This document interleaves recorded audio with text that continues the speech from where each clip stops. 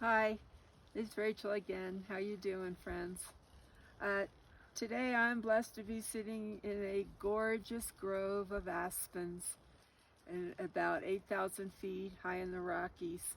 And as you can see all around me, we're surrounded by these beautiful trees with the quaking leaves and the white, distinctive white bark that looks a lot like birch bark, but it isn't. In this case, it's an aspen bark.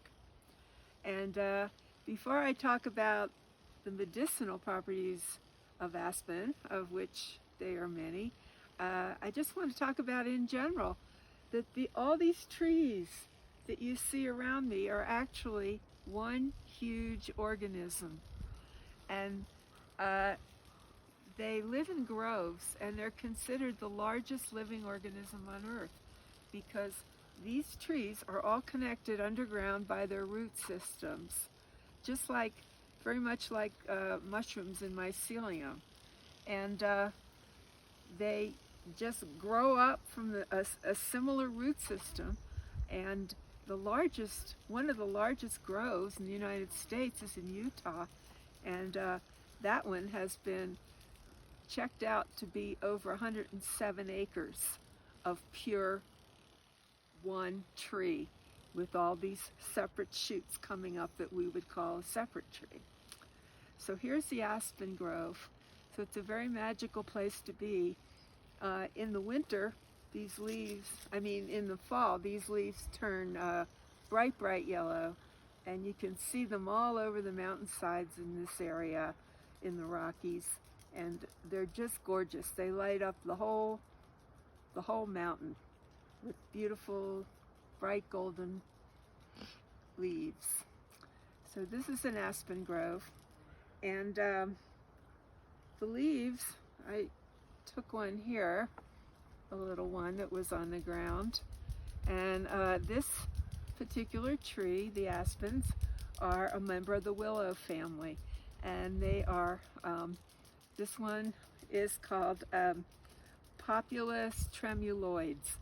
Tremuloides because the leaves kind of tremble and sing when a little tiny breeze blows. The leaves quake. Sometimes they're called quaking aspens. And they're also in the poplar genus. There's other poplar trees that are part of this same type of tree.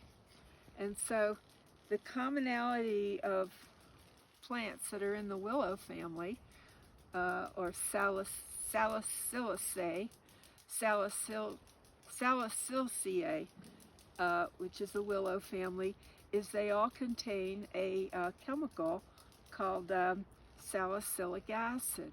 And as we've heard of that before, we've heard that in aspirin. Aspirin is acetylsalicylic acid, and the precursor of that chemical comes from willow family plants. So if you think about aspirin, think about what it's for, and you'll know what willow plants do.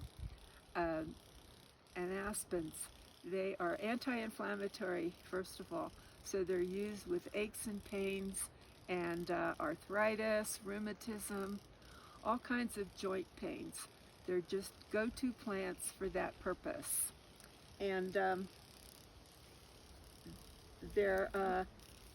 way you use that medicine is you use the inner bark. You can see that the bark of this tree, you come up close a little bit, they have little black lines going across them, very characteristic.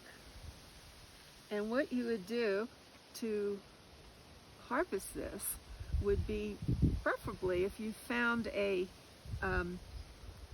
branch, a large branch that was already fallen, that would be the best thing, because you don't want to kill the tree.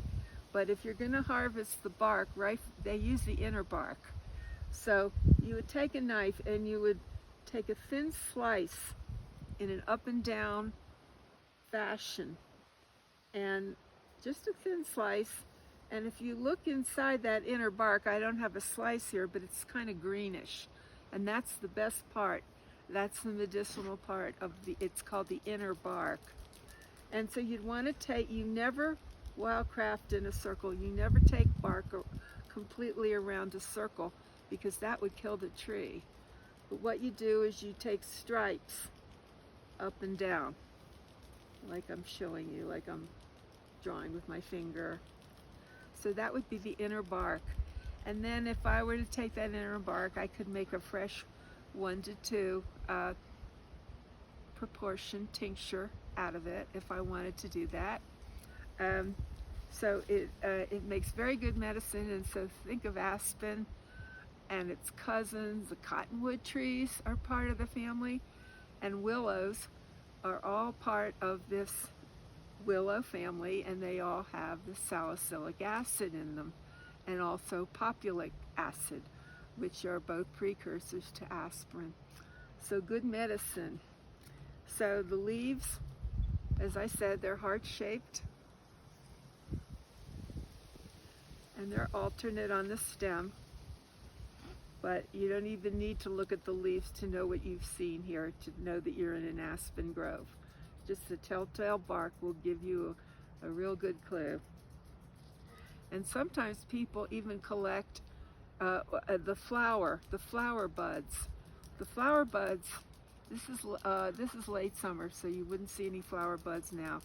But the flowers bud, and when the flowers of willows bud, they're called balm of Gillhead. Have you ever heard that? I do have a picture in one of my herb books. This is Tilford, one of my good plant ID books. And this is called Edible and Medicinal Plants of the West by Gregory Tilford. And there's a really nice picture of balm of Gillhead in here. Here's a picture of a flower bud down there, and it's reddish, and it has kind of a sticky sweet sap around it. In general, the medicine, the tinctures are very bitter, just like aspirin's bitter. But the balm of Gillhead, the buds, are very sweet. And that can be tinctured up as well and used as a vulnerary, which means a wound healer. So balm of Gillhead. And then when the balm of Gillhead starts to open up, it opens up into a catkin. In the willow, you get what's called pussy willows. But they're little catkins, and eventually those are actually the flowers. So balm of Gillhead is the spring, very early spring flower bud before it's opened. And so here I am. I'm not going to harvest any of this today. I have a lot of it at home. Aspen is very plentiful in the Rockies. It's an absolutely gorgeous tree and unmistakable in identification. So I'm happy to introduce you to our friend, the aspens. Thank you.